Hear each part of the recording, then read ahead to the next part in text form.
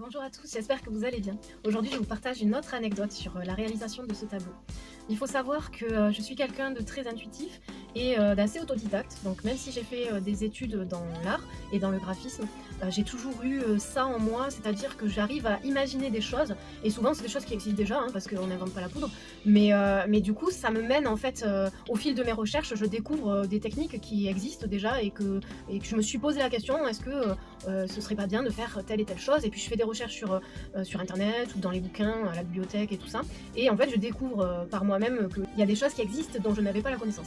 Et donc en fait, pour ce tableau, j'étais dans cette recherche de j'avais envie de faire des tableaux qui soient à la fois colorés et à la fois avec vraiment cette notion de gravure, de dorure. Et j'avais même envie d'aller plus loin parce que dans mon imaginaire, j'ai toujours cette envie et cette idée de rechercher la création de volutes en relief en fait. Et donc j'étais dans cette recherche, est-ce que ça existe pas? Est-ce que y a des gens qui n'ont pas déjà inventé ça et tout ça?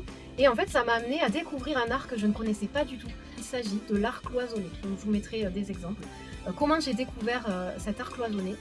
Ça vient justement de mon envie d'utiliser les fils d'étain pour faire des sortes de détails sur mes toiles. Et je me disais, ce que j'aimerais réaliser, voilà, c'est vraiment des volutes. Donc ça a été une belle découverte. Voilà, simplement, j'espère que cette anecdote vous aura plu. Et moi, je vous dis à bientôt!